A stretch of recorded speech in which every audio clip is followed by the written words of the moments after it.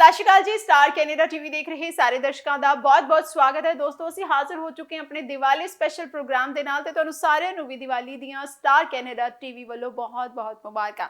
ਦੋਸਤੋ, ਭਾਰਤ ਤਿਉਹਾਰਾਂ ਦਾ ਦੇਸ਼ ਹੈ। ਕੁਝ ਤਿਉਹਾਰ ਸਾਡੇ ਇਤਿਹਾਸਿਕ ਵਿਰਸੇ ਨਾਲ ਸੰਬੰਧਿਤ ਨੇ ਤੇ ਕੁਝ ਧਾਰਮਿਕ ਵਿਰਸੇ ਨਾਲ। ਦੀਵਾਲੀ ਦਾ ਅਰਥ ਹੈ ਦੀਵਿਆਂ ਦੀ ਕਤਾਰ।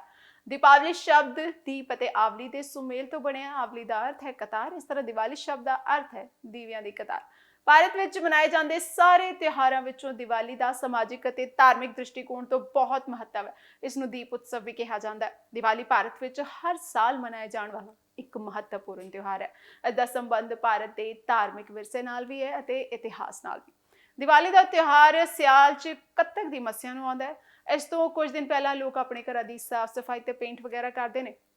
14 ਸਾਲ ਦੇ ਬਨਵਾਸ ਤੋਂ ਬਾਅਦ ਭਗਵਾਨ ਸ਼੍ਰੀ ਰਾਮ ਦੀ ਅਯੋਧਿਆ ਵਾਪਸੀ ਤੇ ਤ੍ਰੇਤਾ ਯੁੱਗ ਵਿੱਚ ਰਾਵਣ ਨੂੰ ਹਰਾਉਣ ਤੋਂ 14 ਸਾਲ ਦੇ ਬਨਵਾਸ ਤੋਂ ਬਾਅਦ ਸ਼੍ਰੀ ਰਾਮ ਜਦ ਅਯੋਧਿਆ ਪਰਤੇ ਸੀ ਤੇ ਉਹਨਾਂ ਦੇ ਸਵਾਗਤ ਵਿੱਚ ਅਯੋਧਿਆ ਵਾਸੀਆਂ ਨੇ ਘਿਓ ਦੇ ਦੀਵੇ ਜਗਾਏ ਸੀ। ਇਹ ਭਾਰਤ ਦੀ ਪਹਿਲੀ ਦੀਵਾਲੀ ਸੀ। ਦੀਵਾਲੀ ਦਾ ਤਿਉਹਾਰ ਯਾਨੀ ਕਿ ਦੀਵਿਆਂ ਦਾ ਤਿਉਹਾਰ। ਦੀਵਾਲੀ ਹਿੰਦੂ ਧਰਮ ਦਾ ਮੁੱਖ ਤਿਉਹਾਰ ਹੈ। ਇਸ ਤਿਉਹਾਰ ਨੂੰ ਪੂਰੇ ਭਾਰਤ ਵਿੱਚ ਬੁਰਾਈ ਉੱਤੇ ਚੰਗਿਆਈ ਦੀ ਜਿੱਤ ਵਜੋਂ ਮਨਾਇਆ ਜਾਂਦਾ ਹੈ। ਇਸ ਨੂੰ ਦੀਪਾਵਲੀ ਵੀ ਕਿਹਾ ਜਾਂਦਾ ਹੈ, ਜੋ ਕਿ ਇੱਕ ਸੰਸਕ੍ਰਿਤ ਸ਼ਬਦ ਹੈ ਅਤੇ ਇਸ ਦਾ ਅਰਥ ਹੈ ਰੋਸ਼ਨੀਆਂ ਦੀ ਕਤਾਰ। ਦੀਵਾਲੀ ਦਾ ਤਿਉਹਾਰ ਸਦੀਆਂ ਤੋਂ ਮਨਾਇਆ ਜਾਂਦਾ ਆ ਰਿਹਾ ਹੈ ਅਤੇ ਇਹ ਭਾਰਤ ਵਿੱਚ ਹੀ ਨਹੀਂ ਸਗੋਂ ਦੁਨੀਆ ਦੇ ਕਈ ਦੇਸ਼ਾਂ ਵਿੱਚ ਧੂਮਧਾਮ ਨਾਲ ਮਨਾਇਆ ਜਾਂਦਾ ਹੈ। ਦੀਵਾਲੀ ਮਨਾਉਂਦੇ ਹੋਏ ਕਈਆਂ ਦੇ ਦਿਲਾਂ ਵਿੱਚ ਇੱਕ ਖਿਆਲ ਜ਼ਰੂਰ ਆਉਂਦਾ ਹੈ ਕਿ ਦੀਵਾਲੀ ਆਖਿਰ ਕਿਉਂ ਮਨਾਈ ਜਾਂਦੀ ਹੈ। ਤੁਹਾਨੂੰ ਦੱਸ ਦਈਏ ਕਿ ਇਤਿਹਾਸਕ ਮਾਨਤਾਵਾਂ ਮੁਤਾਬਕ ਦੀਵਾਲੀ ਭਗਵਾਨ ਸ਼੍ਰੀ ਰਾਮ ਦੁਆਰਾ ਰਾਵਣ ਨੂੰ ਮਾਰਨ ਅਤੇ ਸੀਤਾ ਨੂੰ ਲੰਕਾ ਦੀ ਕੈਦ ਤੋਂ ਮੁਕਤ ਕਰਨ ਤੋਂ 20 ਦਿਨ ਬਾਅਦ ਮਨਾਇਆ ਗਿਆ ਸੀ। ਇਹ ਤਿਉਹਾਰ ਭਗਵਾਨ ਸ਼੍ਰੀ ਰਾਮ ਦੇ 14 ਸਾਲਾ ਬਨਵਾਸ ਤੋਂ ਬਾਅਦ ਅਯੋਧਿਆ ਉਹਨਾਂ ਦੀ ਵਾਪਸੀ ਦਾ ਚਿੰਨ੍ਹ ਹੈ। ਭਗਵਾਨ ਰਾਮ, ਸੀਤਾ ਅਤੇ ਲਕਸ਼ਮਣ ਦੇ ਸਵਾਗਤ ਲਈ ਪੂਰੇ ਅਯੋਧਿਆ ਸ਼ਹਿਰ ਨੂੰ ਸਜਾਇਆ ਗਿਆ ਸੀ। ਲੋਕਾਂ ਨੇ ਆਪਣੇ ਰਾਜੇ ਦਾ ਸਵਾਗਤ ਕਰਨ ਲਈ ਸ਼ਹਿਰ ਨੂੰ ਮਿੱਟੀ ਦੇ ਦੀਵਿਆਂ ਨਾਲ ਸਜਾਇਆ। ਉਦੋਂ ਤੋਂ ਦੀਵਾਲੀ ਦੇ ਦਿਨ ਨੂੰ ਮਿੱਟੀ ਦੇ ਦੀਵਿਆਂ ਨਾਲ ਸਜਾਇਆ ਜਾਂਦਾ ਹੈ ਅਤੇ ਇਹ ਤਿਉਹਾਰ ਮਨਾਇਆ ਜਾਂਦਾ ਹੈ। ਇਸ ਦਿਨ ਮਾਤਾ ਲਕਸ਼ਮੀ ਦੀ ਪੂਜਾ ਦੀ ਮਾਨਤਾ ਹੈ। ਦੀਵਾਲੀ ਵਾਲੇ ਦਿਨ ਦੇਵੀ ਲਕਸ਼ਮੀ ਦੀ ਪੂਜਾ ਕੀਤੀ ਜਾਂਦੀ ਹੈ। ਮੰਨਿਆ ਜਾਂਦਾ ਹੈ ਕਿ ਦੀਵਾਲੀ ਵਾਲੇ ਦਿਨ ਮਾਤਾ ਲਕਸ਼ਮੀ ਕਸ਼ੀਰ ਸਾਗਰ ਤੋਂ ਪ੍ਰਗਟ ਹੋਈ ਸੀ। ਇਹੀ ਕਾਰਨ ਹੈ ਕਿ ਇਸ ਦਿਨ ਲਕਸ਼ਮੀ ਮਾਤਾ ਦੀ ਪੂਜਾ ਕੀਤੀ ਜਾਂਦੀ ਹੈ। ਇਸ ਦਿਨ ਦੇਵੀ ਲਕਸ਼ਮੀ ਨੂੰ ਘਰ ਵਿੱਚ ਭੋਜਨ ਅਤੇ ਧਨ ਦਾ ਭੰਡਾਰ ਰੱਖਣ ਦੀ ਕਾਮਨਾ ਕੀਤੀ ਜਾਂਦੀ ਹੈ ਅਤੇ ਉਸ ਦੇ ਨਾਲ ਭਗਵਾਨ ਗਣੇਸ਼ ਦੀ ਪੂਜਾ ਵੀ ਕੀਤੀ ਜਾਂਦੀ ਹੈ। ਪੁਰਾਣਿਕ ਮਾਨਤਾਵਾਂ ਮੁਤਾਬਕ ਜਿੱਥੇ ਸਫਾਈ ਹੁੰਦੀ ਹੈ ਉੱਥੇ ਹੀ ਭਗਵਾਨ ਦਾ ਨਿਵਾਸ ਮੰਨਿਆ ਜਾਂਦਾ ਹੈ। ਦੀਵਾਲੀ ਤੇ ਸਾਫ਼ ਸਫਾਈ ਦਾ, ਸਵੱਛਤਾ ਦਾ ਖਾਸ ਮਹੱਤਵ ਹੈ ਕਿਉਂਕਿ ਇਹ ਮੰਨਿਆ ਜਾਂਦਾ ਹੈ ਕਿ ਇਸ ਦਿਨ ਮਾਂ ਲਕਸ਼ਮੀ ਧਰਤੀ ਤੇ ਘੁੰਮਦੀ ਹੈ ਅਤੇ ਲੋਕਾਂ ਦੇ ਘਰ ਜਾਂਦੀ ਹੈ। ਇਸ ਮਹਾ ਉਤਸਵ ਦੀਆਂ ਤਿਆਰੀਆਂ ਘਰਾਂ ਵਿੱਚ ਸਾਫ਼ ਸਫਾਈ ਨਾਲ ਸ਼ੁਰੂ ਹੁੰਦੀਆਂ ਨੇ ਅਤੇ ਘਰਾਂ ਤੋਂ ਇਲਾਵਾ ਦਫ਼ਤਰਾਂ ਦੇ ਦੁਕਾਨਾਂ ਨੂੰ ਵੀ ਸਜਾਇਆ ਜਾਂਦਾ ਹੈ। ਤਿਉਹਾਰ ਤੋਂ 2 ਦਿਨ ਪਹਿਲਾਂ ਧਨਤੇਰਸ ਦੇ ਦਿਨ ਭਗਵਾਨ ਧਨਵੰਤਰੀ ਅਤੇ ਕੁਬੇਰ ਜੀ ਦੀ ਪੂਜਾ ਕੀਤੀ ਜਾਂਦੀ ਹੈ। ਦੀਵਾਲੀ ਵਾਲੇ ਦਿਨ ਮਠਿਆਈਆਂ, ਪਕਵਾਨ ਆਦਿ ਤਿਆਰ ਕੀਤੇ ਜਾਂਦੇ ਨੇ ਅਤੇ ਆਪਸ ਵਿੱਚ ਵੰਡੇ ਜਾਂਦੇ ਨੇ। ਕਿਸਮਤ ਅਤੇ ਖੁਸ਼ਹਾਲੀ ਦੀ ਕਾਮਨਾ ਦੇ ਨਾਲ ਇਸ ਦੇ ਲਈ ਦੇਵੀ ਲਕਸ਼ਮੀ ਦੀ ਹਮੇਸ਼ਾ ਪੂਜਾ ਕੀਤੀ ਜਾਂਦੀ ਹੈ। ਸਾਰਾ ਘਰ ਰੌਸ਼ਨ ਹੋ ਜਾਂਦਾ ਹੈ। ਦੀਵਾਲੀ ਮੌਕੇ ਮਿੱਟੀ ਦੇ ਦੀਵੇ ਜਗਾਉਣ ਦਾ ਰਵਾਇਤੀ ਤਰੀਕਾ ਹੈ। ਇਸ ਤੋਂ ਇਲਾਵਾ ਇਹਨਾਂ ਦਿਨੀ ਕਈ ਤਰ੍ਹਾਂ ਦੇ ਬਿਜਲੀ ਉਪਕਰਨਾਂ ਨੇ ਵੀ ਰੌਸ਼ਨੀ ਕਰਨੀ ਸ਼ੁਰੂ ਕਰ ਦਿੱਤੀ ਹੈ। ਅਸੀਂ ਦੀਵਾਲੀ ਨੂੰ ਇੱਕ ਦਿਨ ਦੇ ਤਿਉਹਾਰ ਵਜੋਂ ਜਾਣਦੇ ਹਾਂ, ਪਰ ਕੀ ਤੁਸੀਂ ਜਾਣਦੇ ਹੋ ਕਿ ਦੀਵਾਲੀ ਦਾ ਤਿਉਹਾਰ 5 ਦਿਨ ਚੱਲਦਾ ਹੈ। ਇਹ ਧਨਤੇਰਸ ਦੇ ਜਸ਼ਨ ਨਾਲ ਸ਼ੁਰੂ ਹੁੰਦਾ ਹੈ। ਇਸ ਤੋਂ ਬਾਅਦ ਛੋਟੀ ਦੀਵਾਲੀ, ਗੋਵਰਧਨ ਪੂਜਾ, ਭਾਈ ਦੂਜ ਇਹ ਸਭ ਵੀ ਮਨਾਇਆ ਜਾਂਦਾ ਹੈ। ਨਰਕ ਚਤੁਰਦਸ਼ੀ ਜਾਂ ਛੋਟੀ ਦੀਵਾਲੀ ਨੂੰ ਰੂਪ ਚਤੁਰਦਸ਼ੀ ਜਾਂ ਚੌਦਸ ਵੀ ਕਿਹਾ ਜਾਂਦਾ ਹੈ। ਛੋਟੀ ਦੀਵਾਲੀ ਤੋਂ ਇੱਕ ਦਿਨ ਪਹਿਲਾਂ ਹੀ ਮਨਾਈ ਜਾਂਦੀ ਹੈ। ਇਸ ਦਿਨ ਲੋਕ ਆਪਣੇ ਘਰਾਂ ਨੂੰ ਲਾਈਟਾਂ, ਦੀਵੇ ਅਤੇ ਮੋਮਬੱਤੀਆਂ ਨਾਲ ਸਜਾਉਂਦੇ ਨੇ, ਜਦਕਿ ਇਹ ਆਮ ਤੌਰ ਤੇ ਦੀਵਾਲੀ ਤੋਂ ਇੱਕ ਦਿਨ ਪਹਿਲਾਂ ਮਨਾਇਆ ਜਾਂਦਾ ਹੈ। ਮੰਨਿਆ ਜਾਂਦਾ ਹੈ ਕਿ ਨਰਕਾਸੁਰ ਦੀ ਮਾਂ ਭੂਦੇਵੀ ਨੇ ਐਲਾਨ ਕੀਤਾ ਸੀ ਕਿ ਉਸਦੇ ਪੁੱਤਰ ਦੀ ਮੌਤ ਦਾ ਦਿਨ ਸੋਗ ਦੀ ਬਜਾਏ ਮਨਾਇਆ ਜਾਣਾ ਚਾਹੀਦਾ ਹੈ। ਇੱਕ ਹੋਰ ਦੰਤ ਕਥਾ ਦੱਸਦੀ ਹੈ ਕਿ ਦੇਵਤਿਆਂ ਨੂੰ ਡਰ ਸੀ ਕਿ ਰਾਜਾ ਬਲੀ ਬਹੁਤ ਸ਼ਕਤੀਸ਼ਾਲੀ ਹੋ ਰਿਹਾ ਹੈ, ਇਸ ਲਈ ਭਗਵਾਨ ਵਿਸ਼ਨੂੰ ਖੁਦ ਉਹਨਾਂ ਦੇ ਸਾਹਮਣੇ ਇੱਕ ਰਿਸ਼ੀ ਦੇ ਰੂਪ ਵਿੱਚ ਪ੍ਰਗਟ ਹੋਏ ਅਤੇ ਉਹਨਾਂ ਨੂੰ ਆਪਣੇ ਸੂਬੇ ਵਿੱਚ 3 ਫੁੱਟ ਜਗ੍ਹਾ ਦੇਣ ਲਈ ਕਿਹਾ। ਵਿਸ਼ਨੂੰ ਨੇ 2 ਕਦਮਾਂ ਨਾਲ ਧਰਤੀ ਅਤੇ ਆਕਾਸ਼ ਨੂੰ ਨਾਪਿਆ ਅਤੇ ਤੀਜੇ ਕਦਮ ਵਿੱਚ ਰਾਜਾ ਬਲੀ ਦਾ ਸਿਰ ਮੰਗਿਆ ਅਤੇ ਇਸੇ ਤਰ੍ਹਾਂ ਦੇਵਤਿਆਂ ਨੇ ਰਾਜਾ ਬਲੀ ਦੇ ਰਾਜ ਦਾ ਅੰਤ ਕਰ ਦਿੱਤਾ। ਇਹ ਤਿਉਹਾਰ ਬੁਰਾਈ ਤੇ ਚੰਗਿਆਈ ਦੀ ਜਿੱਤ ਨਾਲ ਮਨਾਇਆ ਜਾਂਦਾ ਹੈ। ਦੀਵਾਲੀ ਦਾ ਤਿਉਹਾਰ ਸਾਡੇ ਦੇਸ਼ ਦੇ ਲੋਕਾਂ ਦੇ ਜੀਵਨ ਵਿੱਚ ਬਹੁਤ ਮਹੱਤਵ ਰੱਖਦਾ ਹੈ ਤੇ ਇਹ ਤਿਉਹਾਰ ਹਰ ਸਾਲ ਅਕਤੂਬਰ ਜਾਂ ਨਵੰਬਰ ਮਹੀਨੇ ਵਿੱਚ ਆਉਂਦਾ ਹੈ। ਇਸ ਦਿਨ ਲੋਕ ਆਪਣੇ ਘਰਾਂ ਨੂੰ ਰੋਸ਼ਨ ਕਰਦੇ ਨੇ ਅਤੇ ਲక్ష్ਮੀ ਦੇਵੀ ਦੀ ਪੂਜਾ ਕੀਤੀ ਜਾਂਦੀ ਹੈ ਤੇ ਗੌਰੀ ਮਾਤਾ ਦੇ ਪੁੱਤਰ ਭਗਵਾਨ ਗਣੇਸ਼ ਦੀ ਪੂਜਾ ਕਰਦੇ ਨੇ। ਭਾਰਤ ਤੋਂ ਇਲਾਵਾ ਕਈ ਦੇਸ਼ਾਂ ਵਿੱਚ ਇਸ ਤਿਉਹਾਰ ਦੀ ਛੁੱਟੀ ਘੋਸ਼ਿਤ ਕੀਤੀ ਗਈ ਹੈ। ਇਹ ਤਿਉਹਾਰ ਹਰ ਸਾਲ ਕਾਰਤਿਕ ਮਹੀਨੇ ਦੇ ਨਵੇਂ ਚੰਦਰਮਾ ਵਾਲੇ ਦਿਨ ਮਨਾਇਆ ਜਾਂਦਾ ਹੈ। ਹਿੰਦੂ, ਸਿੱਖ, ਜੈਨ ਅਤੇ ਬੌਧੀ ਧਰਮਾਂ ਦੇ ਲੋਕਾਂ ਦਾ ਇਹ ਤਿਉਹਾਰ ਹੈ। ਇਸ ਦੇ ਨਾਲ ਹਰ ਧਰਮ ਦਾ ਵਿਸ਼ੇਸ਼ ਮਹੱਤਵ ਜੁੜਿਆ ਹੋਇਆ ਹੈ। ਇਸ ਦੇ ਨਾਲ ਹੀ ਦੀਵਾਲੀ ਮਨਾਉਣ ਪਿੱਛੇ ਕਈ ਕਹਾਣੀਆਂ ਵੀ ਜੁੜੀਆਂ ਹੋਈਆਂ ਨੇ। ਕਿਹਾ ਜਾਂਦਾ ਹੈ ਕਿ ਇਸ ਦਿਨ ਮਾਂ ਲక్ష్ਮੀ ਦਾ ਜਨਮ ਹੋਇਆ ਸੀ ਅਤੇ ਇਸ ਦਿਨ ਭਗਵਾਨ ਵਿਸ਼ਨੂੰ ਨਾਲ ਉਹਨਾਂ ਦਾ ਵਿਆਹ ਵੀ ਹੋਇਆ ਸੀ। ਇਹ ਵੀ ਕਿਹਾ ਜਾਂਦਾ ਹੈ ਕਿ ਹਰ ਸਾਲ ਕਈ ਲੋਕ ਆਪਣੇ ਘਰਾਂ ਨੂੰ ਰੋਸ਼ਨ ਕਰਕੇ ਭਗਵਾਨ ਵਿਸ਼ਨੂੰ ਅਤੇ ਮਾਤਾ ਲక్ష్ਮੀ ਦੇ ਵਿਆਹ ਦਾ ਜਸ਼ਨ ਵੀ ਮਨਾਉਂਦੇ ਨੇ। ਭਗਵਾਨ ਵਿਸ਼ਨੂੰ ਦੇ 5ਵੇਂ ਅਵਤਾਰ ਨੇ ਕਾਰਤਿਕ ਅਮਾਵਸਿਆ ਦੇ ਦਿਨ ਦੇਵੀ ਲక్ష్ਮੀ ਨੂੰ ਰਾਜਾ ਬਲੀ ਦੀ ਜੇਲ੍ਹ ਤੋਂ ਰਿਹਾ ਕੀਤਾ ਸੀ ਅਤੇ ਇਸ ਕਾਰਨ ਇਸ ਦਿਨ ਦੇਵੀ ਲక్ష్ਮੀ ਦੀ ਪੂਜਾ ਕੀਤੀ ਜਾਂਦੀ ਹੈ। ਜੈਨ ਧਰਮ ਦੇ ਵਿੱਚ ਸਤਿਕਾਰੇ ਜਾਂਦੇ ਅਤੇ ਆਧੁਨਿਕ ਜੈਨ ਧਰਮ ਦੇ ਸੰਸਥਾਪਕ ਜਿਨ੍ਹਾਂ ਨੇ ਦੀਵਾਲੀ ਦੇ ਦਿਨ ਨਿਰਵਾਣ ਹਾਸਲ ਕੀਤਾ ਸੀ ਅਤੇ ਇਸ ਦਿਨ ਨੂੰ ਆਪਣੇ ਧਰਮ ਲਈ ਮਹੱਤਵਪੂਰਨ ਬਣਾਇਆ ਸੀ। ਦੀਵਾਲੀ ਦਾ ਤਿਉਹਾਰ ਸਾਡੇ ਦੇਸ਼ ਦੇ ਲੋਕਾਂ ਦੇ ਜੀਵਨ ਵਿੱਚ ਬਹੁਤ ਮਹੱਤਵ ਰੱਖਦਾ ਹੈ। ਇਹ ਤਿਉਹਾਰ ਹਰ ਸਾਲ ਅਕਤੂਬਰ ਜਾਂ ਨਵੰਬਰ ਦੇ ਮਹੀਨੇ ਵਿੱਚ ਆਉਂਦਾ ਹੈ। ਇਸ ਦਿਨ ਲੋਕ ਆਪਣੇ ਘਰਾਂ ਨੂੰ ਰੋਸ਼ਨ ਕਰਦੇ ਨੇ, ਦੇਵੀ ਲక్ష్ਮੀ ਤੇ ਭਗਵਾਨ ਗਣੇਸ਼ ਦੀ ਪੂਜਾ ਕਰਦੇ ਨੇ। ਭਾਰਤ ਤੋਂ ਇਲਾਵਾ ਕਈ ਦੇਸ਼ਾਂ ਵਿੱਚ ਵੀ ਇਸ ਤਿਉਹਾਰ ਦੀ ਛੁੱਟੀ ਹੁੰਦੀ ਹੈ।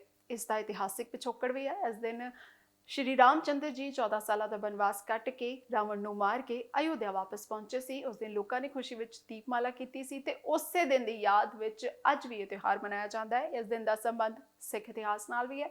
ਇਸ ਦਿਨ ਸਿੱਖਾਂ ਦੇ 6ਵੇਂ ਗੁਰੂ ਸ਼੍ਰੀ ਹਰਗੋਬਿੰਦ ਜੀ ਜਹਾਂਗੀਰ ਦੀ ਨਜ਼ਰਬੰਦੀ ਤੋਂ ਰਿਹਾ ਹੋ ਕੇ ਆਏ ਸੀ। ਉਸ ਦਿਨ ਦੀ ਯਾਦ ਵਿੱਚ ਸਿੱਖ ਇਹ ਤਿਉਹਾਰ ਮਨਾਉਂਦੇ ਨੇ। ਪੰਜਾਬ ਵਿੱਚ ਅੰਮ੍ਰਿਤਸਰ ਦੀ ਦੀਵਾਲੀ ਦੇਖਣ ਯੋਗ ਹੁੰਦੀ ਹੈ। ਕਿਹਾ ਜਾਂਦਾ ਹੈ ਕਿ ਦਾਲ ਰੋਟੀ ਘਰ ਦੀ, ਦੀਵਾਲੀ ਅੰਮ੍ਰਿਤਸਰ ਦੀ। ਅੰਮ੍ਰਿਤਸਰ ਦੀ ਦੀਵਾਲੀ ਸਭ ਤੋਂ ਮਸ਼ਹੂਰ ਹੈ। ਹਰਿਮੰਦਰ ਸਾਹਿਬ ਵਿਖੇ ਦੀਪਮਾਲਾ ਵੇਖਣ ਲਈ ਦੂਰੋਂ ਦੂਰੋਂ ਲੋਕ ਆਉਂਦੇ ਨੇ। ਦੀਵਾਲੀ ਦੇ ਦਿਨ ਲੋਕਾਂ ਵਿੱਚ ਬੜਾ ਚਾਹ ਤੇ ਉਤਸ਼ਾਹ ਹੁੰਦਾ ਹੈ। ਬਾਜ਼ਾਰ ਸਜੇ ਫੱਬੇ ਹੁੰਦੇ ਨੇ। ਪਟਾਕੇ, ਮਠਾਈਆਂ ਤੇ ਖਿਡੌਣਿਆਂ ਦੀ ਦੁਕਾਨਾਂ ਸਜੀਆਂ ਹੁੰਦੀਆਂ ਨੇ। ਲੋਕ ਪਟਾਕੇ, ਮਠਾਈਆਂ, ਖਿਡੌਣੇ ਤੇ ਸਜਾਵਟ ਦਾ ਸਮਾਨ ਖਰੀਦਦੇ ਨੇ ਤੇ ਇੱਕ ਦੂਜੇ ਨੂੰ ਗਿਫਟਸ ਵੀ ਦਿੰਦੇ ਨੇ। ਭਾਰਤ ਵਿੱਚ ਮਨਾਏ ਜਾਂਦੇ ਸਾਰੇ ਤਿਉਹਾਰਾਂ ਵਿੱਚੋਂ ਦੀਵਾਲੀ ਦਾ ਸਮਾਜਿਕ ਅਤੇ ਧਾਰਮਿਕ ਦ੍ਰਿਸ਼ਟੀਕੋਣ ਤੋਂ ਬਹੁਤ ਮਹੱਤਵ ਹੈ। ਇਸ ਨੂੰ ਦੀਪ ਉਤਸਵ ਵੀ ਕਿਹਾ ਜਾਂਦਾ ਹੈ। ਤਮਸੋ ਮਾ ਜੋਤਿਰਗਮਯ ਦਾ ਅਰਥ ਹੈ ਹਨੇਰੇ ਤੋਂ ਪ੍ਰਕਾਸ਼ ਵੱਲ ਜਾਣਾ। ਉਪਨਿਸ਼ਦਾਂ ਦਾ ਹੁਕਮ ਹੈ। ਇਹ ਸਿੱਖ, ਬੋਧੀ ਅਤੇ ਜੈਨ ਧਰਮਾਂ ਦੇ ਲੋਕਾਂ ਵੱਲੋਂ ਮਨਾਇਆ ਜਾਂਦਾ ਹੈ। ਪੁਰਾਣਿਕ ਸਮੇਂ ਦੀ ਜੇ ਗੱਲ ਕਰੀਏ ਤਾਂ ਦੀਵਾਲੀ ਨੂੰ ਮਨਾਉਣ ਲਈ ਵੱਖਰੇ ਵੱਖਰੇ ਵਿਸ਼ਵਾਸ ਜੁੜੇ ਹੋਏ ਨੇ। ਭਗਵਾਨ ਸ਼੍ਰੀ ਰਾਮ ਨੇ ਤ੍ਰੇਤਾ ਯੁੱਗ ਵਿੱਚ ਰਾਵਣ ਨੂੰ ਹਰਾਇਆ ਅਤੇ 14 ਸਾਲਾਂ ਦੇ ਬਨਵਾਸ ਤੋਂ ਬਾਅਦ ਅਯੋਧਿਆ ਪਰਤੇ। ਸ਼੍ਰੀ ਰਾਮ ਦੇ ਸਵਾਗਤ ਵਿੱਚ ਅਯੋਧਿਆ ਦੇ ਲੋਕਾਂ ਨੇ ਘਿਓ ਦੇ ਦੀਵੇ ਜਗਾਏ। ਇਹ ਭਾਰਤ ਦੀ ਪਹਿਲੀ ਦੀਵਾਲੀ ਸੀ। ਕਿਹਾ ਜਾਂਦਾ ਹੈ ਇਸ ਦਿਨ ਸਮੁੰਦਰ ਮੰਥਨ ਤੋਂ ਬਾਅਦ ਮਾਤਾ ਲక్ష్ਮੀ ਅਤੇ ਧਨਵੰਤਰੀ ਪ੍ਰਗਟ ਹੋਏ ਸੀ। ਇਹ ਮਿਥਿਹਾਸਿਕ ਮਾਨਤਾ ਹੈ ਕਿ ਦੀਵਾਲੀ ਵਾਲੇ ਦਿਨ ਦੁੱਧ ਦੇ ਸਾਗਰ ਤੋਂ ਦੇਵੀ ਲక్ష్ਮੀ ਦਾ ਜਨਮ ਹੋਇਆ ਸੀ, ਜਿਸ ਨੂੰ ਕੇਸਰ ਸਾਗਰ ਕਿਹਾ ਜਾਂਦਾ ਹੈ। ਮਾਤਾ ਲక్ష్ਮੀ ਨੇ ਸਾਰੇ ਸੰਸਾਰ ਤੇ ਪ੍ਰਾਣੀਆਂ ਨੂੰ ਖੁਸ਼ਹਾਲੀ ਦਾ ਵਰਦਾਨ ਦਿੱਤਾ ਤੇ ਉਹਨਾਂ ਨੂੰ ਉੱਚਾ ਕੀਤਾ। ਇਸ ਲਈ ਦੀਵਾਲੀ ਦੇ ਦਿਨ ਦੇਵੀ ਲక్ష్ਮੀ ਦੀ ਪੂਜਾ ਕੀਤੀ ਜਾਂਦੀ ਹੈ। ਇਹ ਮੰਨਿਆ ਜਾਂਦਾ ਹੈ ਕਿ ਸ਼ਰਧਾ ਅਤੇ ਭਾਵਨਾ ਨਾਲ ਪੂਜਾ ਕਰਨ ਨਾਲ ਦੇਵੀ ਲక్ష్ਮੀ ਆਪਣੇ ਭਗਤਾਂ ਤੇ ਪ੍ਰਸੰਨ ਹੁੰਦੀ ਹੈ ਅਤੇ ਉਹਨਾਂ ਨੂੰ ਧਨ ਅਤੇ ਸ਼ਾਨ ਨਾਲ ਭਰਪੂਰ ਕਰਕੇ ਮਨਚਾਹੇ ਫਲ ਦਿੰਦੀ ਹੈ। ਇਸ ਦਿਨ ਮਹਾਕਾਲੀ ਦੀ ਪੂਜਾ ਕਰਨ ਦਾ ਵੀ ਵਿਸ਼ਵਾਸ ਜੁੜਿਆ ਹੋਇਆ ਹੈ। ਭੂਤਾਂ ਨੂੰ ਮਾਰਨ ਲਈ ਦੇਵੀ ਮਾਂ ਨੇ ਮਹਾਕਾਲੀ ਦਾ ਰੂਪ ਧਾਰਿਆ ਸੀ। ਦੈਤਾਂ ਨੂੰ ਮਾਰਨ ਤੋਂ ਬਾਅਦ ਵੀ ਜਦੋਂ ਮਹਾਕਾਲੀ ਦਾ ਕ੍ਰੋਧ ਘੱਟ ਨਹੀਂ ਹੋਇਆ ਤਾਂ ਭਗਵਾਨ ਸ਼ਿਵ ਆਪ ਉਹਨਾਂ ਦੇ ਚਰਨਾਂ ਵਿੱਚ ਲੇਟ ਗਏ। ਭਗਵਾਨ ਸ਼ਿਵ ਦੇ ਸਰੀਰ ਨੂੰ ਛੂਹਣ ਨਾਲ ਦੇਵੀ ਮਹਾਕਾਲੀ ਦਾ ਕ੍ਰੋਧ ਖਤਮ ਹੋ ਗਿਆ। ਇਸ ਦੀ ਯਾਦ ਵਿੱਚ ਉਸ ਦੇ ਸ਼ਾਂਤ ਰੂਪ ਲక్ష్ਮੀ ਦੀ ਪੂਜਾ ਸ਼ੁਰੂ ਹੋ ਗਈ। ਉਸੇ ਰਾਤ ਮਾਂ ਕਾਲੀ ਉਸ ਦੇ ਕਰੋੜੋਂ ਰੂਪ ਦੀ ਪੂਜਾ ਕਰਨ ਦਾ ਵੀ ਇੱਕ ਨਿਯਮ ਹੈ। ਕਿਹਾ ਜਾਂਦਾ ਹੈ ਕਿ ਪ੍ਰਤਾਪੀ ਅਤੇ ਗੁਣਵਾਨ ਰਾਜਾ ਬਲੀ ਨੇ ਆਪਣੀ ਮਾਸਪੇਸ਼ੀ ਸ਼ਕਤੀ ਨਾਲ ਤਿੰਨਾਂ ਜਹਾਨਾਂ ਨੂੰ ਜਿੱਤ ਲਿਆ। ਫਿਰ ਬਲੀ ਤੋਂ ਡਰਦੇ ਹੋਏ ਦੇਵਤਿਆਂ ਦੀ ਬੇਨਤੀ ਤੇ ਭਗਵਾਨ ਵਿਸ਼ਨੂੰ ਨੇ ਵਾਮਨ ਦਾ ਰੂਪ ਧਾਰਿਆ ਤੇ ਪ੍ਰਤਾਪੀ ਰਾਜਾ ਬਲੀ ਤੋਂ 3 ਕਦਮ ਮੰਗੇ। ਇੱਕ ਦਾਨ। ਪ੍ਰਤਾਪੀ ਰਾਜੇ ਬਲੀ ਨੇ ਭਗਵਾਨ ਵਿਸ਼ਨੂੰ ਦੀ ਚਲਾਕੀ ਨੂੰ ਸਮਝਦੇ ਹੋਏ ਅਰਜ਼ੀਕਰਤਾ ਨੂੰ ਨਿਰਾਸ਼ ਨਹੀਂ ਕੀਤਾ ਅਤੇ ਧਰਤੀ ਦੇ 3 ਕਦਮ ਦਾਨ ਕੀਤੇ। ਵਿਸ਼ਨੂੰ ਨੇ ਤਿੰਨੇ ਸੰਸਾਰਾਂ ਨੂੰ 3 ਕਦਮਾਂ ਵਿੱਚ ਮਾਪਿਆ। ਰਾਜਾ ਬਲੀ ਦੇ ਦਾਨ ਤੋਂ ਪ੍ਰਭਾਵਿਤ ਹੋ ਕੇ ਭਗਵਾਨ ਵਿਸ਼ਨੂੰ ਨੇ ਉਸ ਨੂੰ ਪਾਤਾਲ ਦਾ ਰਾਜ ਦਿੱਤਾ ਤੇ ਨਾਲ ਹੀ ਭਰੋਸਾ ਦਿੱਤਾ ਕਿ ਦੇਸ਼ ਦੇ ਲੋਕ ਹਰ ਸਾਲ ਉਸ ਦੀ ਯਾਦ ਵਿੱਚ ਦੀਵਾਲੀ ਮਨਾਉਣਗੇ।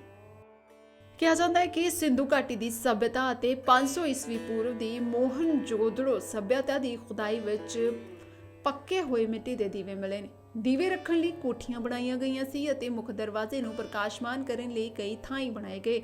ਮੋਹਨਜੋਦੜੋ ਸਭਿਅਤਾ ਦੇ ਅਵਸ਼ੇਸ਼ਾਂ ਵਿੱਚੋਂ ਮਿਲੀ ਮਿੱਟੀ ਦੀ ਮੂਰਤੀ ਮੁਤਾਬਕ ਉਸ ਸਮੇਂ ਵੀ ਦੀਵਾਲੀ ਮਨਾਈ ਜਾਂਦੀ ਸੀ। ਉਸ ਮੂਰਤੀ ਵਿੱਚ ਦੇਵੀ ਮਾਂ ਦੇ ਦੋਵੇਂ ਪਾਸੇ ਦੀਵੇ ਦਿਖਾਈ ਦਿੰਦੇ ਨੇ। ਜਦੋਂ ਬੁੱਧ ਧਰਮ ਦੇ ਜਨਮਦਾਤਾ ਗੌਤਮ ਬੁੱਧ ਆਪਣੇ ਪੈਰੋਕਾਰਾਂ ਨਾਲ 17 ਸਾਲ ਬਾਅਦ ਆਪਣੇ ਗ੍ਰਹਿ ਨਗਰ ਕਪਿਲਵਸਤੂ ਤੋਂ ਵਾਪਸ ਪਰਤੇ ਤਾਂ ਉਹਨਾਂ ਨੇ ਉਹਨਾਂ ਦੇ ਸਵਾਗਤ ਲਈ ਲੱਖਾਂ ਦੀਵੇ ਜਗਾ ਕੇ ਦੀਵਾਲੀ ਮਨਾਈ। ਇਸ ਦੇ ਨਾਲ ਹੀ ਮਹਾਤਮਾ ਬੁੱਧ ਨੇ ਆਪਣੇ ਪਹਿਲੇ ਪ੍ਰਵਚਨ ਦੌਰਾਨ ਆਪਣ ਦੀਪੋ ਭਾਵ ਦਾ ਉਪਦੇਸ਼ ਦੇ ਕੇ ਦੀਵਾਲੀ ਨੂੰ ਇੱਕ ਨਵਾਂ ਆਯਾਮ ਦਿੱਤਾ ਸੀ। ਜੈਨ ਧਰਮ ਦੇ 24ਵੇਂ ਤੀਰਥਕਰ ਭਗਵਾਨ ਮਹਾਵੀਰ ਨੇ ਵੀ ਦੀਵਾਲੀ ਵਾਲੇ ਦਿਨ ਪਾਵਾਪੁਰੀ ਬਿਹਾਰ ਵਿਖੇ ਆਪਣਾ ਸਰੀਰ ਤਿਆਗ ਦਿੱਤਾ ਸੀ। ਮਹਾਵੀਰ ਨਿਰਵਾਣ ਸੰਵਤ ਇਸ ਦੇ ਦੂਜੇ ਦਿਨ ਤੋਂ ਸ਼ੁਰੂ ਹੁੰਦਾ, ਇਸ ਲਈ ਬਹੁਤ ਸਾਰੇ ਸੂਬਿਆਂ ਵਿੱਚ ਇਸ ਨੂੰ ਸਾਲ ਦੀ ਸ਼ੁਰੂਆਤ ਮੰਨਿਆ ਜਾਂਦਾ ਹੈ। ਦੀਪ ਉਤਸਵ ਦਾ ਵਰਣਨ ਪ੍ਰਾਚੀਨ ਜੈਨ ਗ੍ਰੰਥਾਂ ਵਿੱਚ ਮਿਲਦਾ ਹੈ। ਕਲਪਸੂਤਰ ਵਿੱਚ ਕਿਹਾ ਗਿਆ ਹੈ ਕਿ ਮਹਾਵੀਰ ਨਿਰਮਾਣ ਨਾਲ ਜੋ ਅੰਤਰ ਜੋਤੀ ਸਦਾ ਲਈ ਬੁਝ ਗਈ ਹੈ, ਆਓ ਅਸੀਂ ਉਸ ਦੀ ਭਰਪਾਈ ਲਈ ਭੇਦਭਾਵ ਦਾ ਪ੍ਰਤੀਕ ਇੱਕ ਦੀਵਾ ਜਗਾਈਏ।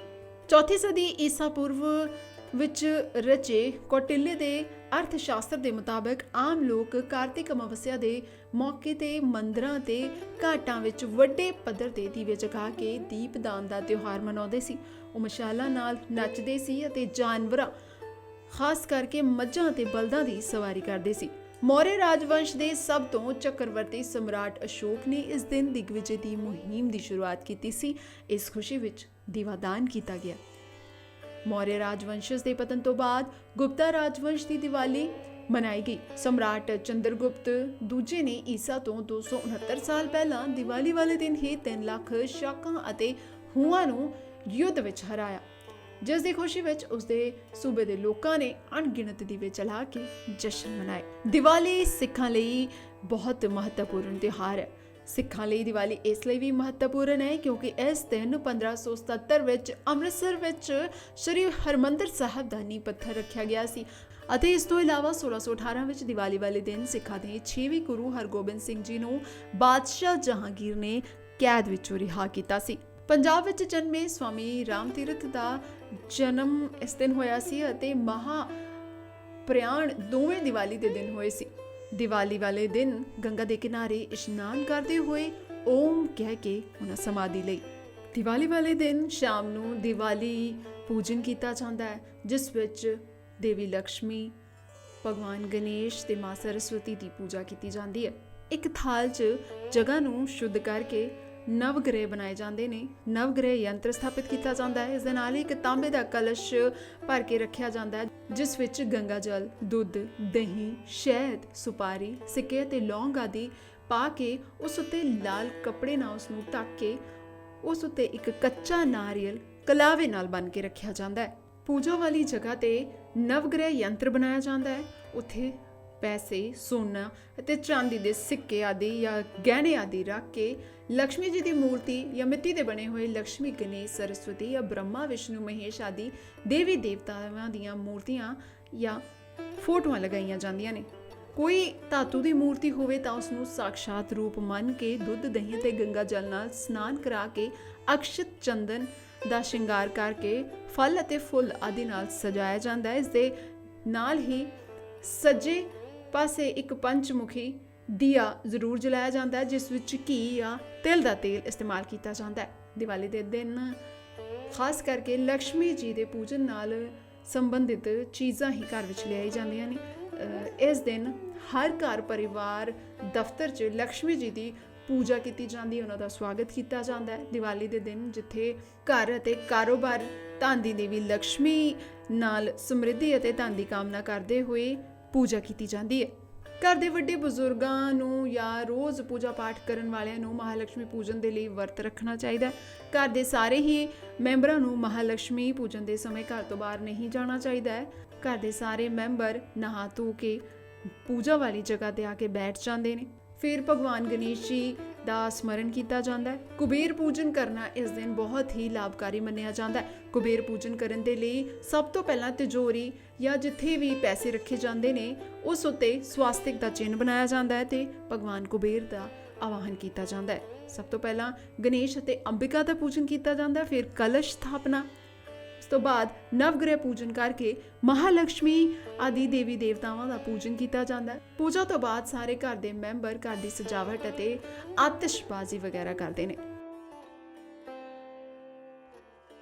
ਦੀਵਾਲੀ ਦੇ ਦਿਨ ਹਨੇਰਾ ਹੋਣ ਤੇ ਲੋਕ ਆਪਣੇ ਘਰਾਂ ਵਿੱਚ ਦੀਪਮਾਲਾ ਕਰਦੇ ਨੇ। ਕੋਈ ਦੀਵੇ ਚਕਾਉਂਦਾ ਹੈ, ਕੋਈ ਮੋਮਬੱਤੀ ਅਤੇ ਕੋਈ ਬਿਜਲੀ ਦੇ ਰੰਗ ਬਿਰੰਗੇ ਲਾਟੂ ਤੇ ਰੰਗ ਬਿਰੰਗੇ ਬਲਬਾਂ ਦੀਆਂ ਲੜੀਆਂ।